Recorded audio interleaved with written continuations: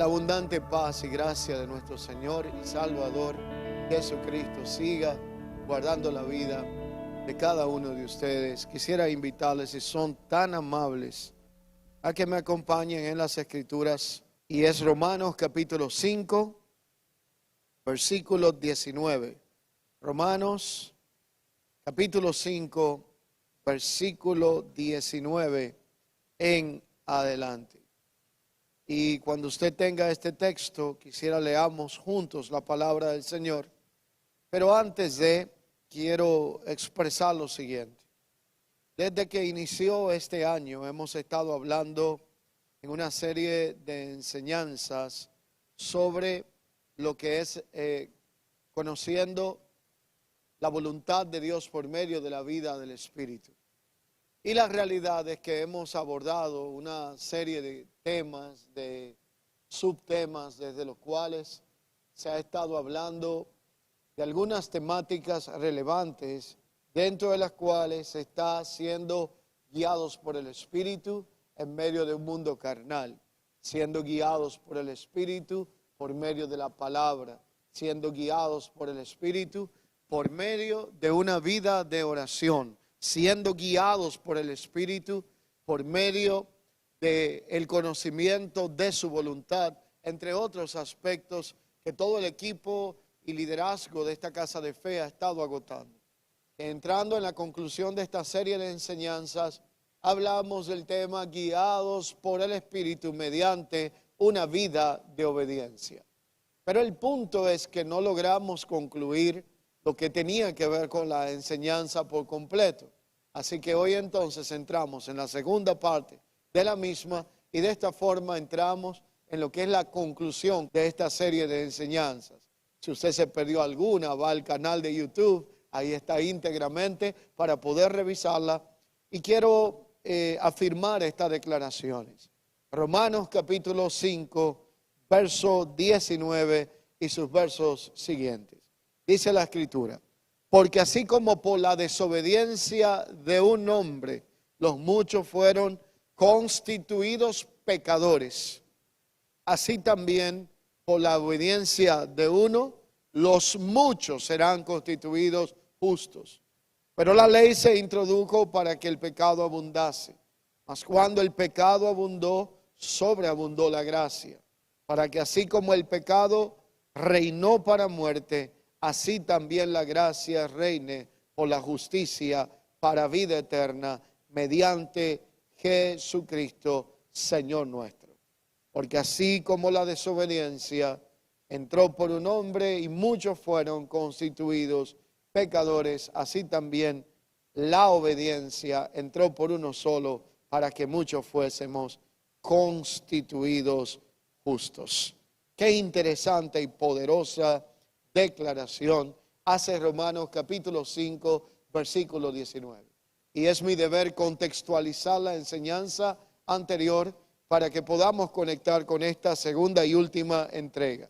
Hablamos de 2 de Corintios 10, 3, 6, el texto que cita Pablo cuando dice: porque aunque andamos en la carne, no militamos según la carne, ya que las armas de nuestra milicia no son carnales, sino que son poderosas en Dios para la destrucción de fortaleza, derribando argumentos y altivez que se levantan en contra de la desobediencia o de la obediencia a Dios, y llevando cautivo todo esto a la obediencia a Cristo, y estando dispuestos, prestos a castigar toda desobediencia cuando vuestra obediencia sea perfecta. Hablamos en días pasados en esta entrega de guiados por el Espíritu mediante una vida de obediencia. ¿Cuál fue la intención de Pablo al plantear que el mundo visible, donde usted y yo estamos, también está rodeado de uno invisible y se sostiene una gran lucha o batalla espiritual entre las dos realidades? Una realidad se llama lo que se ve y la otra se llama lo que no se ve. Lo invisible, que es lo espiritual, y lo físico y lo visible, que es lo natural. Y Pablo destaca la batalla que es de naturaleza espiritual y que estamos librando, y que depende de las armas que Dios nos proporcionó para pelear en la misma. Habla de cómo la mayor necesidad de toda congregación y de todo hijo de Dios no radica en el índole de lo natural o de lo material. Como muchas personas piensan que su mayor necesidad y problema es lo económico, lo material y lo natural, cuando la realidad es que la mayor necesidad de todo hijo de Dios y de toda congregación es de índole espiritual. Por eso Mateo 6:33 declara que si buscamos primeramente el reino de Dios y su justicia, todas las demás cosas serán añadidas. Cuando uno tiene un enfoque y pensamiento de que la solución de sus conflictos es lo material, consigue lo material y se da cuenta que el vacío se hace más profundo. Pero cuando entendemos que la mayor necesidad de todo hijo de Dios y de toda congregación es de índole espiritual, el reino de Dios trae garantía de que la justicia, la paz y el gozo de su espíritu darán en nosotros gobierno y dominio sobre toda otra necesidad y sobre toda otra circunstancia. Y Pablo en un momento se dirige a comunidades de fe y dice: yo quise hablaros como a espirituales, pero no pude, porque la carnalidad gobernaba el modo de pensamiento. Y esta es la razón por la que se escribe parte de estas declaraciones a la comunidad de los Corintios. Era una falta de discernimiento constante que existía en muchos creyentes en aquel momento, al igual que en nuestros días. No discernían entre lo natural y lo espiritual. No discernían lo que tenía que ver entre la obediencia y la desobediencia. Entonces Pablo habla en un momento de que no militamos según la carne. Habla de que las armas de nuestra milicia no son carnales, sino poderosas en Dios para destrucción de fortaleza, y que el fin de todo este conflicto y batalla es llevarnos a una posición de madurez. Esa posición se llama la obediencia a Cristo. Y él plantea en el texto que trazábamos la semana pasada: llevando cautiva toda desobediencia hasta que vuestra obediencia sea perfecta. Hablamos de dos tipos de vertientes de obediencia: cuando obedecemos por temor al castigo o cuando obedecemos por amor al propósito. Una obediencia infundida por miedo es incompleta e imperfecta. Cuando uno como padre tiene hijos y tiene que amenazarlos para que obedezcan, y hacen las cosas porque se sienten amenazados, sentenciados o estamos presentes, entonces cuando estamos ausentes hacen todo lo contrario. Lo mismo pasa con el Señor. Él como Padre quiere lo mejor para nosotros. Pero Dios quiere que sus hijos empecemos a caminar en un grado de obediencia no basado en lo que es un miedo infundido, sino en una confianza revelada en nuestro corazón, donde aprendamos a obedecer a Dios no por miedo, sino por amor a lo que Él en realidad es para nuestra vida. Y allí hablamos de todo lo que tiene que ver con la raíz de la desobediencia. La raíz de la rebeldía comienza en el cielo. Satanás, que fue creado con un propósito, se rebela contra el trono de Dios. Esta realidad hace que en la tierra la primera mención de desobediencia venga por medio de Adán. El origen de la desobediencia y del pecado en el cielo se atribuye a Satanás. El origen de la desobediencia y el pecado en la tierra se atribuye a Adán. Y allí es donde hablábamos de cómo hay un origen en la desobediencia. Por eso Romanos 5:19 plantea de cómo el pecado entra y la desobediencia al mundo por un hombre que fue el primer Adán, pero sale y es vencida por uno que es el postrer Adán, aquel llamado el Cristo. Cómo la práctica de la obediencia tiene que ser evidenciada a diario en nuestra vida de una manera tangible y no solo de una forma teórica en nuestra vida. Hablamos de los ejemplos máximos de obediencia a Cristo como el máximo de ellos, y hablamos de otros aspectos relevantes de creyentes que vivieron en otro tiempo, obedecieron al Señor y marcaron su generación. Y como primer libro de Samuel 15:22 declara que el Señor se complace más en que se le obedezca a que se ofrezcan sacrificios y holocaustos, y habla de cómo obedecerlo y prestar atención vale más que sacrificar grosura de cualquier tipo de carnero. Así que al concluir esta enseñanza, el aspecto que hoy nos toca agotar tiene que ver con Romanos 5, versículo 19 en adelante. La obediencia del postrer hombre que es Cristo trae obediencia a todos nosotros.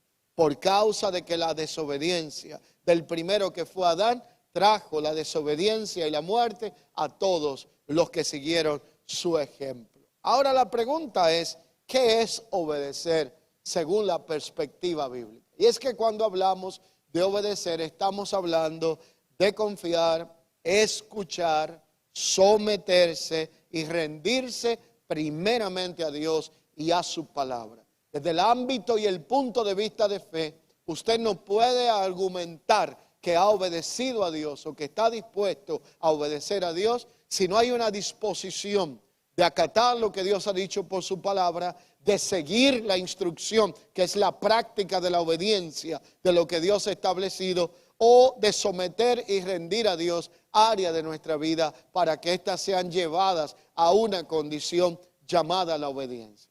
Y la realidad es que todos nosotros como hijos de Dios pasamos por etapas en la vida de fe, etapas que se comparan con la infancia, etapas que se comparan con la adolescencia, luego con la adultez. Por eso cuando vemos textos como los que aparecen a la comunidad de los Corintios, escritos por el apóstol Pablo, Pablo es enfático y dice, cuando yo era un niño, hablaba como niño, pensaba como niño y actuaba como niño.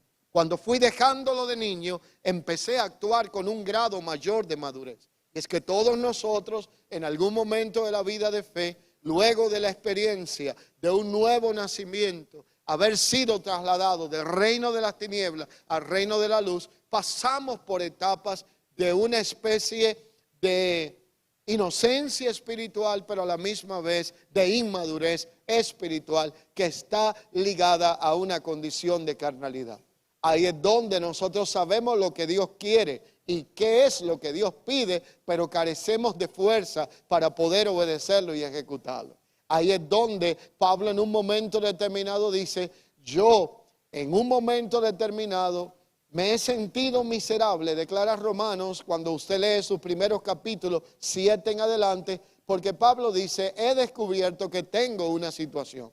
Lo que quiero, no lo hago. Y entonces termino haciendo lo que no quiero. Por lo tanto, la conclusión que Pablo llegó es, si lo que yo quiero no lo hago y lo que hago no es lo que quiero, soy pobre y miserable de mí, que estoy vendido al pecado y la muerte. Y es que la Biblia dice que el primer hombre por el que entró el pecado y la desobediencia trajo la muerte a muchos. Por el texto que hemos leído dice que la ley vino para traer el pecado. Ahora la pregunta es, si Dios sabe que el pecado es lo que nos separa a nosotros de Él, y la ley fue dada para ayudar al hombre a identificar el pecado, ¿por qué razón la Biblia dice que el pecado entonces revive cuando la ley se hace presente? Y es un punto muy interesante que quiero ilustrar de esta manera. Cuando uno va a un médico o decide ir a un doctor a someterse a algún tipo de evaluación, chequeo, primeramente un chequeo físico donde uno narra lo que siente, lo que tiene, lo evalúan, se determina hacerle estudios para poder tener precisión en el tratamiento que se le va a colocar. Cuando una persona tiene, por ejemplo, algún tipo de sintomatología que expresa que hay una enfermedad de fondo, se le envía a hacer analíticas, se le envía a hacer escáneres y todo tipo de cosas. Pero en un momento determinado, esa persona que tiene toda una combinación de síntomas puede estar presentando reacciones a una enfermedad que puede ser hasta de tipo terminal. Así que entonces todos los estudios y toda la evaluación que le hace puede determinar que la persona tiene algo tan extremo como un cáncer. Pero una vez está determinado la sintomatología y la condición o el diagnóstico de la que la persona tiene, entonces esos estudios que se hicieron no garantizan necesariamente que la persona pueda recibir un tratamiento adecuado hasta que no viene el consejo médico posterior para determinar qué hay que hacer para poder extirpar o sanar la condición que ya ha sido revelada. En pocas palabras, lo voy a plantear de esta manera. La ley era una especie de radiografía para identificar la causa de la enfermedad y la muerte del ser humano en el plano espiritual. Y la ley identificaba el pecado, pero no tenía el poder para vencer el pecado, para quitar el pecado o para deshacer el pecado que ella misma había identificado. Por eso la ley entonces trajo como introducción la identificación del pecado. Pero la gracia de Dios que vino por medio de Cristo Jesús no solo identifica el pecado, sino que nos otorga el poder espiritual para vencer el pecado y la tentación de manera tal que ninguno de nosotros en nuestra propia capacidad humana o fuerza tenemos la capacidad, valga la redundancia, de vencer el pecado cuando lo identificamos. Pero cuando el Espíritu de Dios y la gracia de Cristo Jesús opera en nosotros, nos da la capacidad de poder vencer por medio de un espíritu de poder, dominio propio y un espíritu de amor, aquello que es el pecado que nos separa del Señor. Así que la desobediencia del primer Adán trae muerte por medio del pecado al mundo. Pero la perfecta obediencia de Cristo nos hace partícipes de una nueva naturaleza y restaura nuestra comunión con Dios. Así que según el diccionario Holman, la definición de obediencia, es definida como escuchar la palabra de Dios y actuar en consecuencia. Diga conmigo, debo de escuchar y debo de actuar. Lo que pasa es que la mayoría de nosotros nada más hacemos la primera cosa y creemos que con escuchar ya estamos obedeciendo. Y me llama la atención que Jesús en un momento determinado, hablando con sus discípulos, les ilustró una parábola en los evangelios. Le dijo, voy a compararle a aquel que escucha y hace con el hombre que edificó una casa, contrario a otro que edificó una también. La diferencia es que uno la edificó sobre la arena y otro la edificó sobre la roca. El que edificó su casa sobre la arena se compara a aquel que escuchó la palabra, pero no hizo lo que la palabra decía. Vinieron vientos, vinieron tormentas, tempestades, soplaron contra aquella casa y fue grande la ruina, porque esa casa no tenía fundamento, porque solo se edificó en el escuchar, pero no en el hacer. Pero luego entonces un hombre que de forma paralela edificó una casa, la edificó sobre la roca. Vinieron vientos, ríos, tormentas, tempestades similares, y esta casa no cayó porque estaba fundamentada sobre la roca, pero aquel hombre lo comparó con el que escuchó e hizo lo que la palabra decía que debía de hacer. Así que una obediencia incompleta es una que solamente escucha, pero no ejecuta lo que está escuchando de parte de Dios. Es cuando usted y yo escuchamos la palabra, leemos la palabra, sabemos lo que le agrada a Dios, pero por alguna razón no lo llevamos a la práctica y esto se queda solamente en la teoría o en el conocimiento, pero no llega a una evidencia práctica de una obediencia que se pueda medir y se pueda palpar. Así que esto en nuestra vida produce un proceso de una obediencia incompleta, de la cual en etapas iniciales de nuestra vida de fe es tolerable y pasable. Pero a medida que vamos avanzando en el reino de Dios, a medida que vamos creciendo en el reino de Dios, a medida que vamos entrando en etapas de madurez, necesitamos emigrar de esa posición de una obediencia a medias para abrazar una obediencia que se evidencie de forma práctica, que pueda ser tangible y por sobre todo que nos lleve cada día más a agradar a Dios. Así que hay que obedecer, pero hay que hacerlo desde la posición correcta. Y hay una realidad que es contrario a lo que éramos en Adán, cuando vivíamos sin Dios y sin esperanza en este mundo. Y es que nuestra antigua naturaleza, la Biblia le llama el viejo hombre, la vieja pasada manera de vivir, las viejas costumbres, formas de pensamiento, vocabulario, acciones y actitudes que teníamos antes de conocer a Cristo.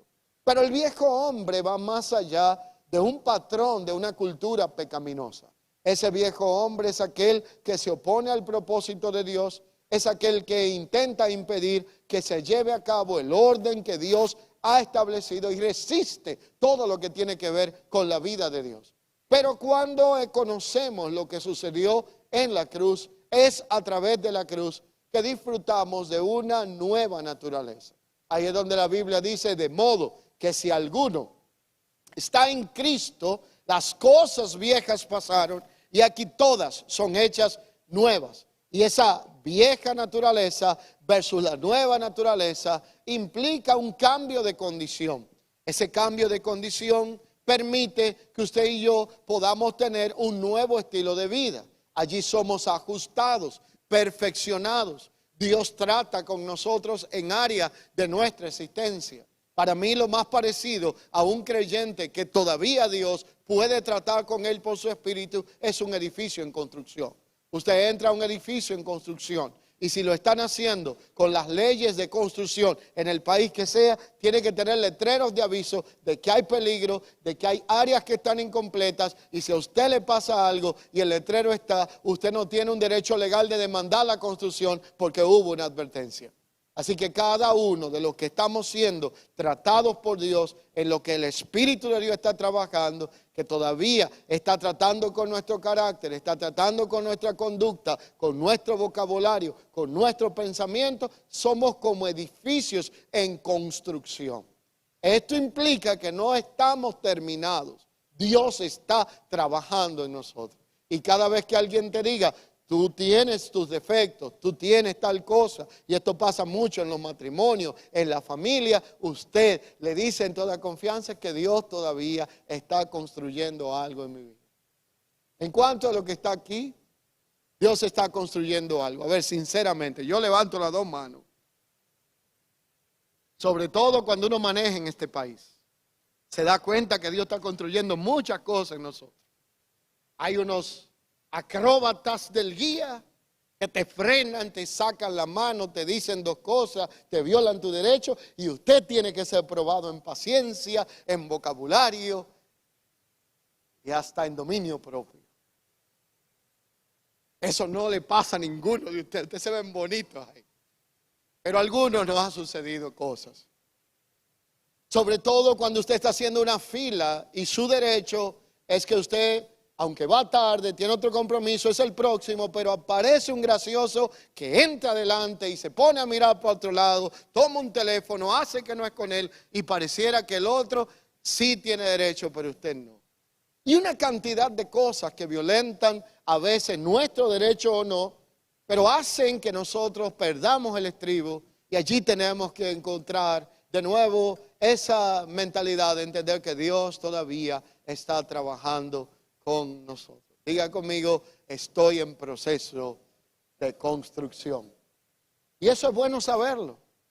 Ahora eso no es una excusa para que yo ande hiriendo personas, para que ande ametrallando a otros con vocabulario y carácter, porque Dios está trabajando conmigo.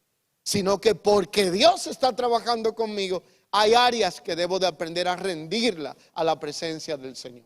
Hay cosas por las que debo de orar para que Dios la trabaje en mi vida. Y qué penoso es que a veces los de afuera se dan más cuenta que nosotros mismos que tenemos el problema por dentro. Por eso hubo un hombre en la Biblia que hizo una oración que para mí es una de las más sinceras. Se llamaba David. Él dijo, Señor, líbrame de mis pecados. Y dijo claramente en la oración, de los que me son ocultos y muéstrame la iniquidad que hay en mi corazón. Pablo le aconsejó a Timoteo, cuídate de ti mismo. A veces oramos para cuidarnos del diablo y de los hombres, pero no oramos para cuidarnos de esta naturaleza carnal que continuamente se levanta contra el propósito, contra la voluntad y la obediencia a Dios en Cristo. Y Dios quiere trabajar todas estas áreas en nuestra vida. ¿Por qué? Porque los primeros beneficiados en esto seremos nosotros. Porque a medida que Dios va tratando con nuestro corazón, nuestra vida se hace sensible a la presencia del Espíritu Santo. Y Dios nos ama tanto a nosotros Que nuestra mente finita no logra comprender que dentro de su amor Dios tiene planes maravillosos para darnos un fin glorioso, para vivir largos días, para que nos vaya bien sobre la faz de la tierra, para evitarnos muchas situaciones que a veces deterioran aún nuestra salud. No hay cosa que haga más daño que el odio, no hay cosa que haga más daño que el resentimiento, no hay cosa que destruya más a un ser humano que la amargura. Hebreos dice que la raíz de amargura brota, contamina el que nos rodea e incluso estorba la gracia de Dios en nuestra vida. Pero nosotros muchas veces, sabiendo lo que la palabra de Dios dice, nos cuesta soltar esto que cargamos. Hay una historia que a mí me gusta mucho porque ilustra esta realidad. Un hombre estaba con una especie de carga de algunos productos agrícolas que había sacado, extraído de la tierra en un campo. Iba para la ciudad. No tenía los recursos porque iba a vender los productos. Pidió a alguien que lo llevara. Y alguien se condolió y se detuvo porque vio a este señor ya entrando en cierta edad con esta carga tan pesada. Se detuvo en el lugar, le invitó a subir a la parte de atrás de su vehículo, su camión, y cuando fue transportando al hombre, a mitad de camino, mira por el espejo y nota algo inusual. El hombre iba encima del vehículo, del camión, pero seguía con la carga encima.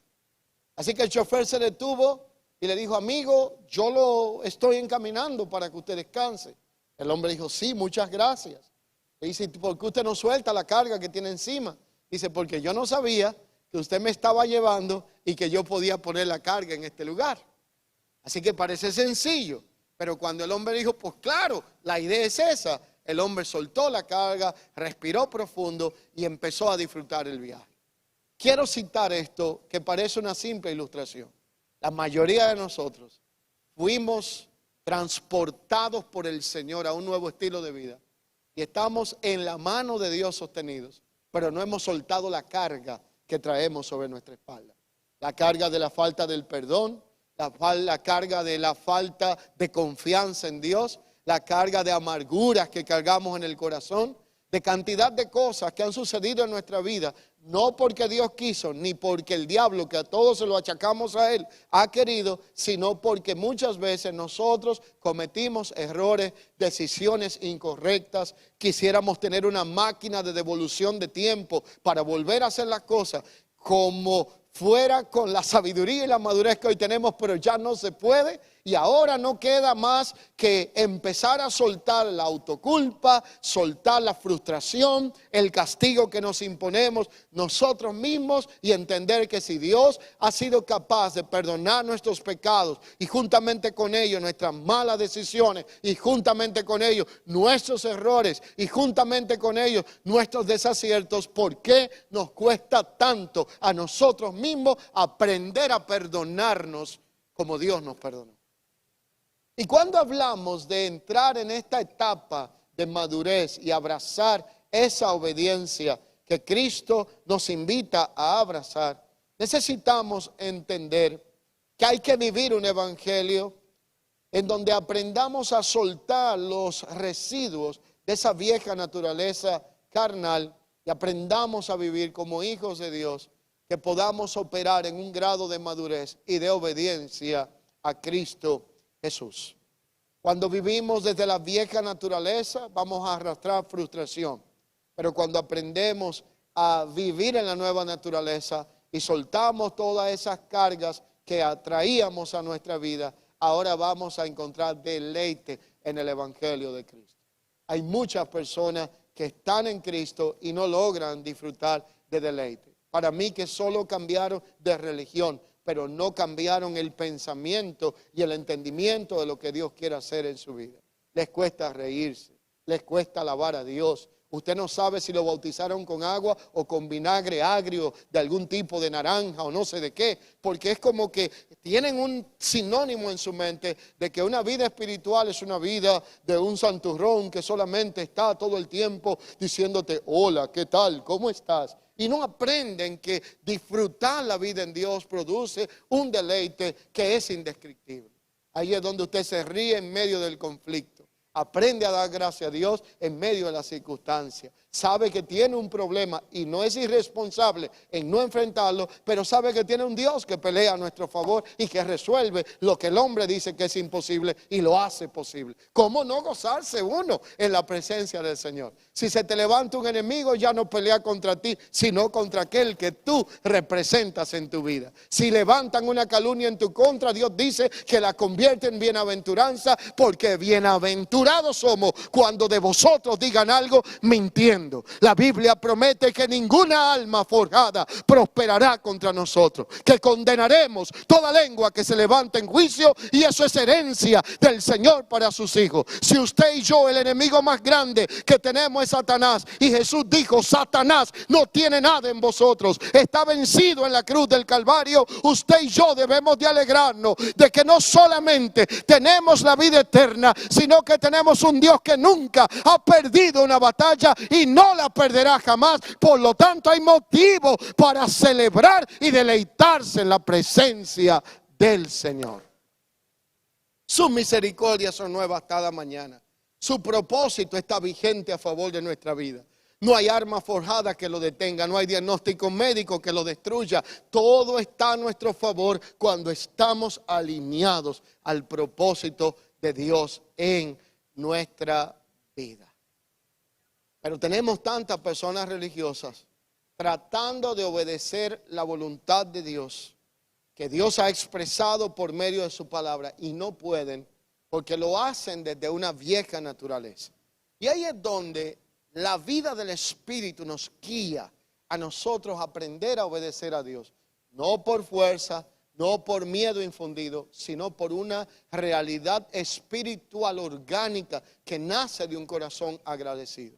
A mí me llama mucho la atención cuando hablo con una persona y me dice: pastor, he llegado al punto de mi vida que entiendo que no debo de seguir como estoy. Tengo que rendir mi vida a Dios. Tengo que cambiar mi estilo de vida. Porque lo está haciendo, porque solo el Espíritu de Dios convence de pecado y de juicio. Pero cuando usted obedece a Dios por una imposición, usted puede hacer las cosas bien por un tiempo, pero cuando desaparece el objeto de tu amenaza, reaparece tu antiguo patrón de conducta.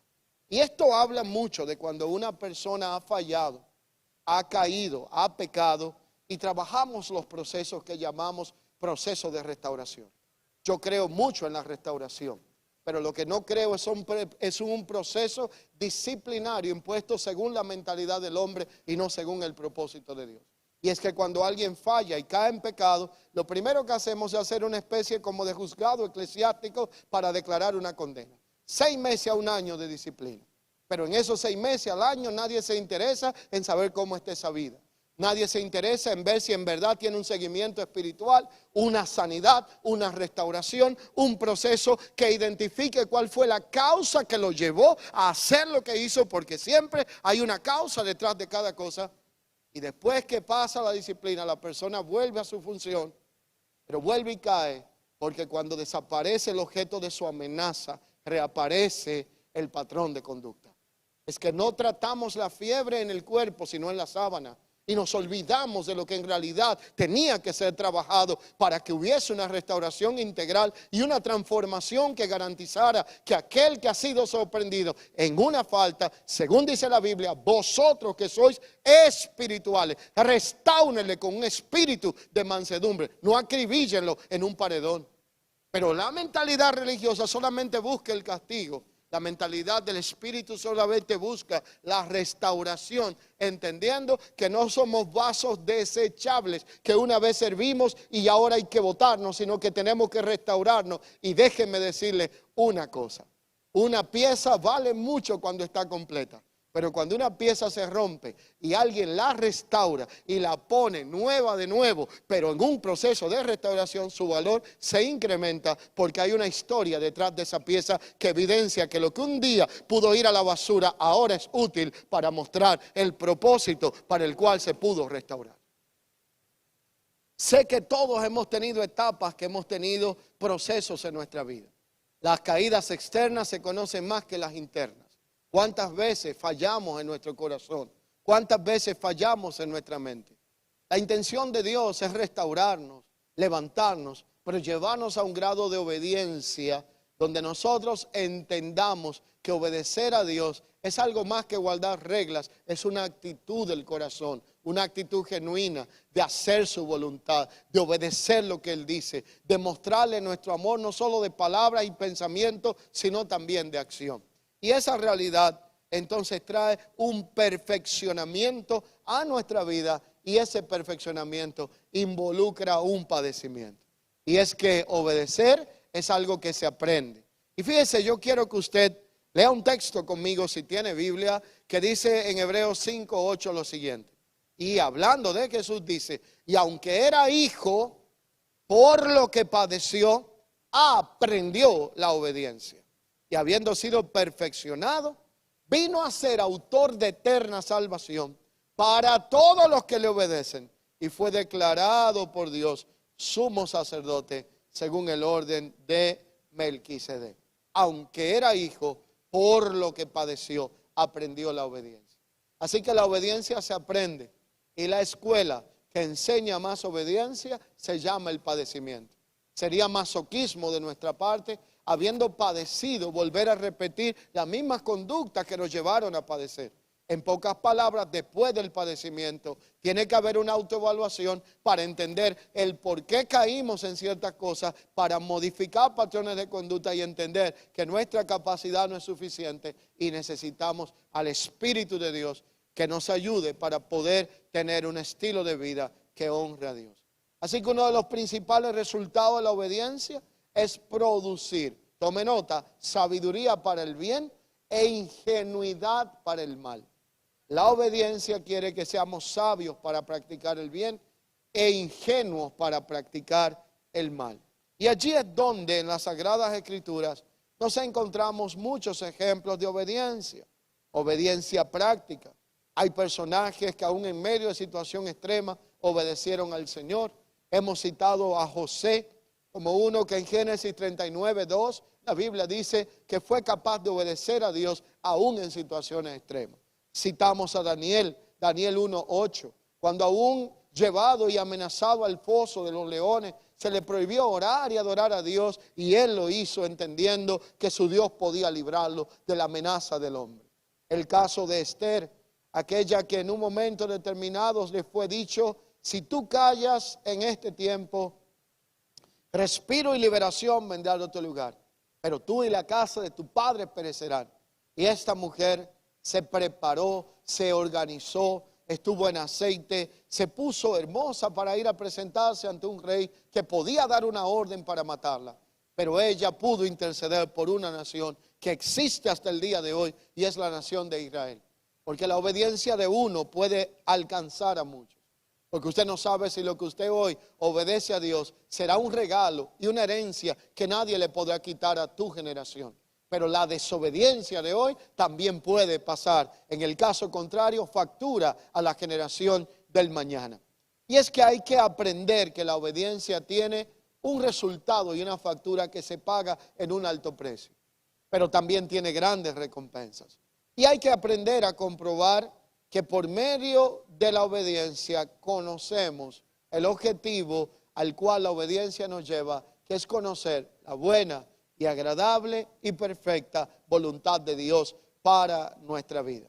Así que el resultado de la transformación de Dios en nosotros y de la renovación de nuestro entendimiento implica enseñarnos a conocer la voluntad de Dios. Déjeme decirle, muchos problemas, muchas lágrimas, muchos disgustos y sinsabores pudiéramos evitar en nuestra vida si tan solo pudiésemos conocer cada vez más la voluntad de Dios para nuestra vida. La voluntad de Dios es como una especie, déjeme así compararla, de GPS. Usted puede ir en el camino más tenebroso y oscuro, pero si usted sabe que eso le está guiando a la dirección correcta, usted puede tener confianza de que llegará a su destino. Romanos capítulo 12, verso 2 dice que no nos conformemos a este tiempo o siglo, sino que seamos transformados mediante la renovación de vuestro entendimiento, con un fin y un propósito, que comprobemos cuál es la buena voluntad de Dios, que es agradable y perfecta. Diga conmigo, la voluntad de Dios es buena. Gracias por el apoyo. Yo sé que tal vez algunos no han cenado, pero ayúdenme, vamos, diga conmigo a alguien que está al lado de usted, como si usted hubiera cenado, diga, la voluntad de Dios es buena. ¿Qué más es? Agradable. ¿Y qué más es? Perfecta. Tres realidades que comunica la voluntad de Dios. Por eso Jesús habló de la importancia de hacer la voluntad de Dios. Y es que la voluntad de Dios primeramente es buena porque se refiere a que haciendo la voluntad de Dios conocemos la naturaleza bondadosa de un Dios amoroso que quiere el bien para nuestras vidas. No un Dios que tiene un látigo esperando nuestro error para castigarnos como si quisiera vernos sufriendo, sino un Dios que quiere lo mejor para nosotros porque su naturaleza no es el mal, sino la bondad. Y primera de Juan 4:8 describe a Dios como un Dios de amor, aunque también tengo que aclarar que es fuego consumidor, pero su deleite es amar. Segundo, es agradable, implica que es placentera, satisfactoria y está diseñada para traer paz, gozo y plenitud a nuestra vida. Por eso es agradable. El Salmo 19:14 habla de esto y lo plantea.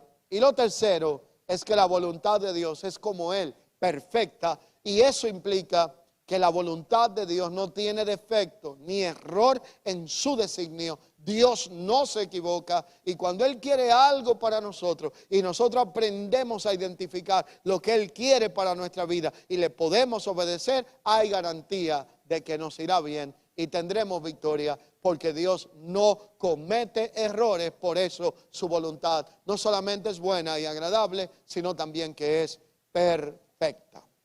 Pero ahí hay algo que quiero enfatizar en esta hora. Es que la Biblia habla entonces que lo contrario a la obediencia es la desobediencia. Y la desobediencia trae grandes consecuencias. Una de las grandes consecuencias de la desobediencia se llama el retraso generacional. Una generación por completa puede ser desviada del propósito cuando hay un antepasado que opera en desobediencia. También hay efectos en la vida espiritual y emocional. Y de esta forma hay una desviación del propósito de Dios. Por lo tanto, la desobediencia trae consecuencias. Dejo un pasaje y cito para que usted luego lo estudie, el ejemplo de un hombre llamado Saúl. Este hombre fue instruido por el profeta Samuel. En un momento determinado, Samuel es instruido para ungir a Saúl como rey. Saúl es elegido por Dios para liderar un pueblo, cumplir un propósito específico.